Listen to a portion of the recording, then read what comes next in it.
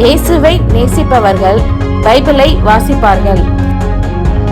இந்த சேனலை பின்பற்றினால் ஓராண்டில் வேதாகமத்தை வாசித்து முடித்து விடலாம்.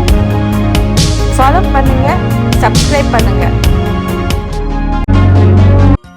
2 நாளாகமம் 22ஆம் அதிகாரம். எருசலேமின் குடிகள் அவன் இளைய குமாரனாகிய அகசியாவை அவன் ஸ்தானத்தில் ராஜாவாக்கினார்கள். அரபியரோடே கூட வந்து பாளையமிறங்கின தண்டில் இருந்தவர்கள் மூத்த குமாரரை எல்லாம் கொன்று போட்டார்கள். இவ்விதமாய் அகசியா என்னும் யூதாவின் ராஜாவாகிய யோராமின் குமாரன் அரசாண்டான். அகசியா ராஜாவாகிற போது 22 வயதாயிருந்து 1 வருஷம் எருசலேமில் அரசாண்டான். ஒம்ரியின் குமாரத்தியாகிய அவன் தாயின் பேர் அத்தாலியாள். அவனும் ஆகாப் குடும்பத்தாரின் வழிகளில் நடந்தான். துன்மார்க்கமாய் நடக்க அவனுடைய தாய் அவனுக்கு ஆலோசனைக்காரியாயிருந்தாள். அவன் ஆகாபின் குடும்பத்தாரைப் போல் கர்த்தரின் பார்வைக்கு பொல்லாப்பானதை செய்தான். அவன் தகப்பன் சென்று போன பின்பு அவர்கள் அவனுக்கு கேடாக அவனுடைய ஆலோசனைக்காரராயிருந்தார்கள். அவர்களுடைய ஆலோசனைக்கு உட்பட்டவனாய் அவன் இஸ்ரவேலின் ராஜாவாகிய யோராம் என்னும் ஆகாபின் குமாரனோடே கூட கீலேயாத்திலுள்ள ராமோத்திற்கு சீரியாவின் ராஜாவாகிய ஆசகேலுக்கு விரோதமாக யுத்தம் பண்ண போனான். அங்கே சீரியர் யோராமை காயப்படுத்தினார்கள். அப்பொழுது தான் சீரியாவின் ராஜாவாகிய ஆசகேலோடு யுத்தம் பண்ணுகையில் தன்னை அவர்கள் ராமாவிலே வெட்டின காயங்களை யெஸ்ரயேலிலே ஆற்றிக்கொள்ள அவன் திரும்பினான். அப்பொழுது ஆகாபின் குமாரனாகிய யோராம் வியாதியாயிருந்தபடியினால் யூதாவின் ராஜாவாகிய யோராமின் குமாரன் அகசியா யெஸ்ரயேலில் இருக்கிற அவனை பார்க்கிறதற்கு போனான். அகசியா யோராமிடத்துக்கு வந்தது அவனுக்கு தேவனால் உண்டான கேடாக லபித்தது. எப்படி என்றால், அவன் வந்தபோது யோராமுடனே கூட கர்த்தர் ஆகாபின் குடும்பத்தாரை சங்கரிக்க அபிஷேகம் பண்ணுவித்த நிம்சியின் குமாரனாகிய யெகூவுக்கு நேராக வெளியே போனான். யெகூ ஆகாபின் குடும்பத்தாருக்கு ஆக்கினை நடப்பிக்கும் போது அவன் அகசியாவை சேவிக்கிற யூதாவின் பிரபுக்களையும் அகசியாவுடைய சகோதரரின் குமாரரையும் கண்டுபிடித்து கொன்று போட்டான். பின்பு அவன் அகசியாவை தேடினான். சமாரியாவில் ஒளித்துக் கொண்டிருந்த அவனை அவர்கள் பிடித்து யெகூவினிடத்தில் கொண்டு வந்து அவனை கொன்று போட்டு, இவன் தன் முழு இருதயத்தோடும் கர்த்தரை தேடின யோசபாத்தின் குமாரன் என்று சொல்லி அவனை அடக்கம் பண்ணினார்கள். அப்படியே அரசாளுகிறதற்கு பலன் கொள்ளத்தக்க ஒருவரும் அகசியாவின் குடும்பத்திற்கு இல்லாமற் போயிற்று. அகசியாவின் தாயாகிய அத்தாலியாள் தன் குமாரன் இறந்து போனதை கண்டபோது அவள் எழும்பி யூதா குடும்பத்திலுள்ள ராஜவம்சமான யாவரையும் சங்காரம் பண்ணினாள். ராஜாவின் குமாரத்தியாகிய யோசேபியாத் கொன்று போடப்படுகிற ராஜகுமாரருக்குள் இருக்கிற அகசியாவின் ஆண் பிள்ளையாகிய யோவாசை களவாய் எடுத்துக்கொண்டு அவனையும் அவன் தாதியையும் சயன வீட்டிலே வைத்தாள். அப்படியே அத்தாலியாள் அவனை கொன்று போடாதபடிக்கு ராஜாவாகிய யோராமின் குமாரத்தியும் ஆசாரியனாகிய யோய்தாவின் பெண்ஜாதியுமாகிய யோசேபியாத் அவனை ஒளித்து வைத்தாள். அவள் அகசியாவின் சகோதரியாயிருந்தாள். இவர்களோடு அவன் 6 வருஷமாய் கர்த்தருடைய ஆலயத்திலே ஒளித்து வைக்கப்பட்டிருந்தான். அத்தாலியாள் தேசத்தின் மேல் ராஜ்யபாரம் பண்ணினாள். 2 நாளாகமம் 23ஆம் அதிகாரம். 7ஆம் வருஷத்திலே யோய்தா திடன் கொண்டு 100 பேருக்கு அதிபதிகளாகிய எரோகாமின் குமாரன் அசரியாவையும் யோகனானின் குமாரன் இஸ்மவேலையும் ஓபேதின் குமாரன் அசரியாவையும் ஆதாயாவின் குமாரன் மாசையாவையும் சிக்ரியின் குமாரன் எலிஷாபாத்தையும் தன் உடன்படிக்கைக்கு உட்படுத்தினான். அவர்கள் யூதாவிலே சுற்றித் திரிந்து யூதாவின் பட்டணங்களிலெல்லாம் இருக்கிற லேவியரையும் இஸ்ரவேலுடைய பிதாக்களின் வம்சத் தலைவரையும் கூட்டிக் கொண்டு எருசலேமுக்கு வந்தார்கள். அந்த சபையார் எல்லாரும் தேவனுடைய ஆலயத்தில் ராஜாவோடே உடன்படிக்கை செய்தார்கள். யோய்தா அவர்களை நோக்கி, இதோ கர்த்தர் தாவீதின் குமாரரை குறித்து சொன்னபடியே ராஜாவின் குமாரன் ராஜாவாக வேண்டும். நீங்கள் செய்ய வேண்டிய காரியம் என்னவென்றால், இவ்வாரத்தில் முறைப்படி வருகிற ஆசாரியரும் லேவியருமான உங்களில் 1/3 பங்கு ஒலிமுக வாசல்களையும் 1/3 பங்கு ராஜாவின் அரமனையையும் 1/3 பங்கு அஸ்திபார வாசலையும் காக்கவும், ஜனங்கள் எல்லாம் கர்த்தருடைய ஆலய பிரகாரங்களில் இருக்கவும் வேண்டும். ஆசாரியரும் லேவியரில் ஊழியம் செய்கிறவர்களும் தவிர ஒருவரும் கர்த்தருடைய ஆலயத்திற்குள் பிரவேசிக்க வேண்டாம். அவர்களே உட்பிரவேசிப்பார்களாக. அவர்கள் பரிசுத்தமாக்கப்பட்டவர்கள். ஜனங்கள் எல்லாரும் கர்த்தருடைய காவலை காப்பார்களாக. லேவியர் அவரவர் தங்கள் ஆயுதங்களை தங்கள் கையிலே பிடித்துக் கொண்டவர்களாய் ராஜாவை சுற்றிலும் வரிசையாய் நின்று கொண்டிருக்க வேண்டும். ஆலயத்துக்குட்படுகிற எவனும் கொலை செய்யப்பட கடவன். ராஜா உட்பிரவேசிக்கிற போதும் வெளியே புறப்படுகிற போதும் நீங்கள் அவரோடே இருங்கள் என்றான்.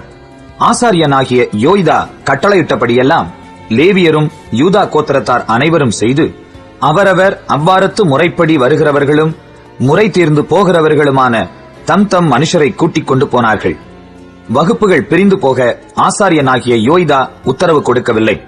தாவீது ராஜா தேவனுடைய ஆலயத்தில் வைத்திருந்த ஈட்டிகளையும் கேடகங்களையும் பரிசைகளையும் ஆசாரியனாகிய யோய்தா 100 பேருக்கு அதிபதியினிடத்தில் கொடுத்து அவரவர் தங்கள் ஆயுதங்களை கையிலே பிடித்துக் கொண்டவர்களாய் ஆலயத்தின் வலது பக்கம் தொடங்கி ஆலயத்தின் இடது பக்கம் மட்டும் பலிபீடத்திற்கும் ஆலயத்திற்கும் எதிரே ராஜாவை சுற்றிலும் நிற்க ஜனங்களையெல்லாம் நிறுத்தினான். பின்பு ராஜகுமாரனை வெளியே கொண்டு வந்து கிரீடத்தை அவன் மேல் வைத்து சாட்சியின் ஆகமத்தை அவன் கையிலே கொடுத்து அவனை ராஜாவாக்கினார்கள். யோய்தாவும் அவன் குமாரரும் அவனை அபிஷேகம் பண்ணி ராஜா வாழ்க என்றார்கள்.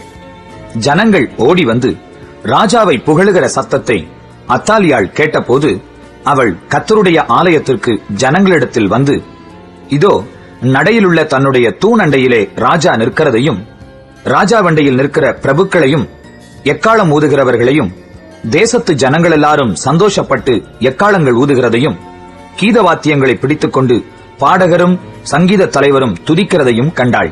அப்பொழுது அத்தாலியாள் தன் வஸ்திரங்களை கிழித்துக் கொண்டு துரோகம் துரோகம் என்று கூவினாள்.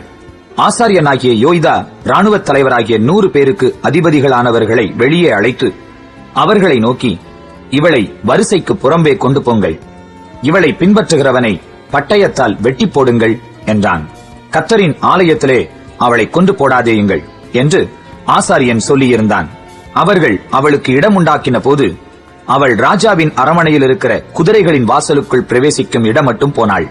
அங்கே அவளை கொன்று போட்டார்கள்.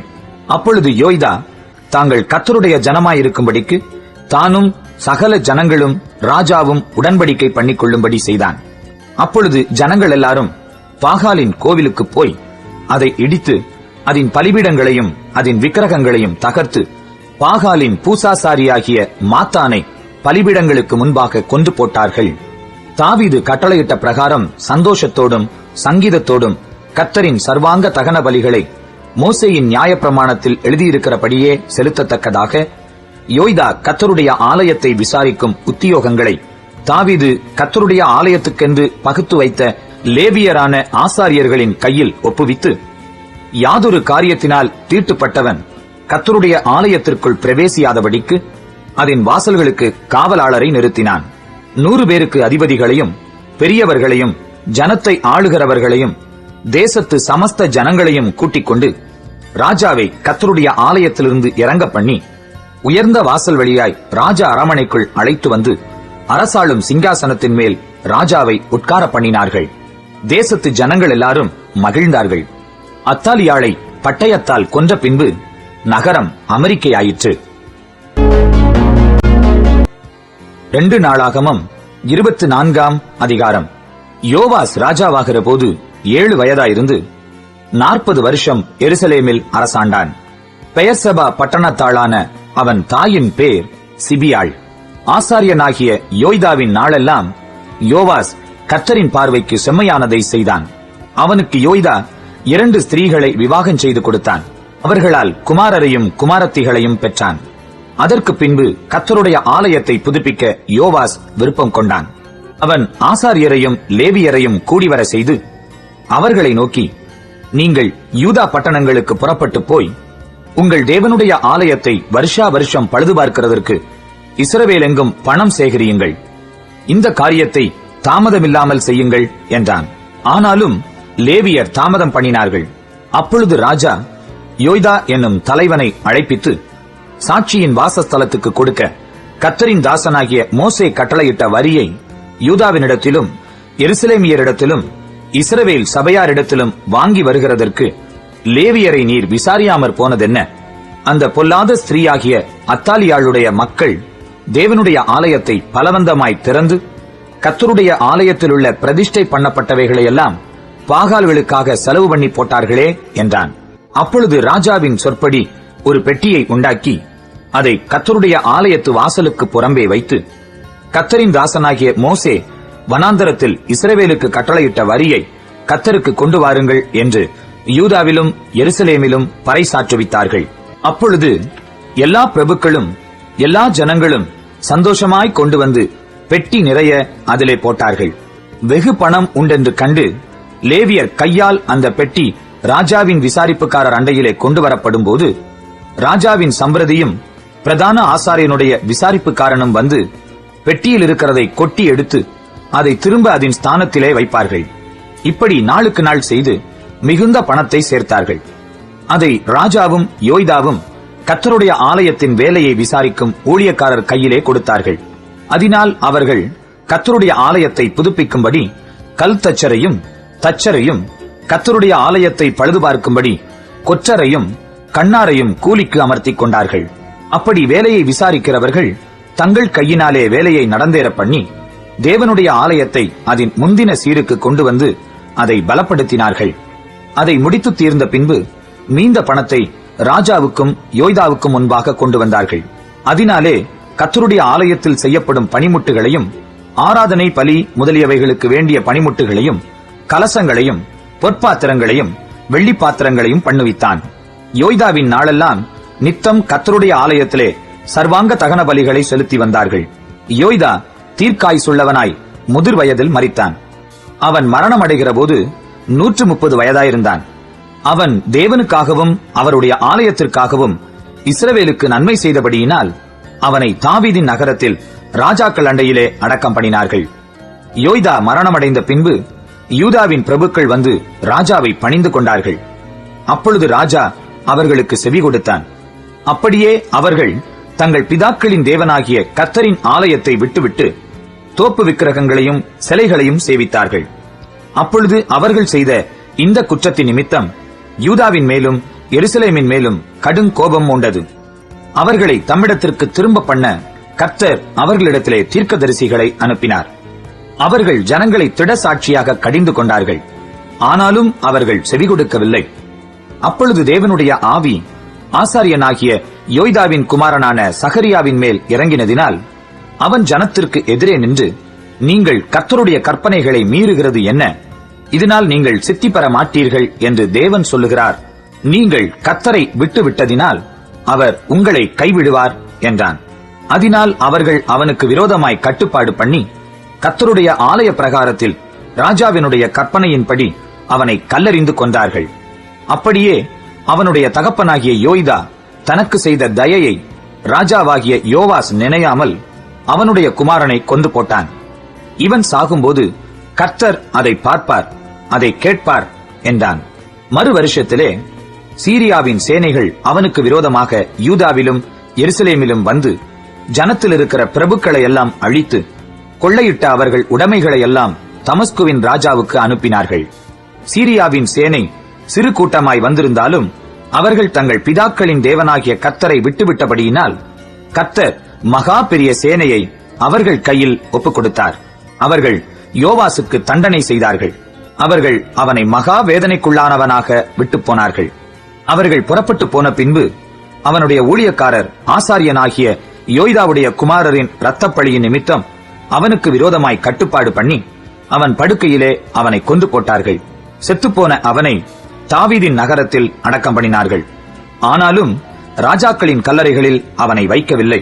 அவனுக்கு விரோதமாக கட்டுப்பாடு பண்ணினவர்கள் அம்மோனிய ஸ்திரீயான சீமாத்தின் குமாரனாகிய சாபாத்தும் மோவாப் ஸ்திரீயான சிம்ரித்தின் குமாரனாகிய யோசபாத்துமே.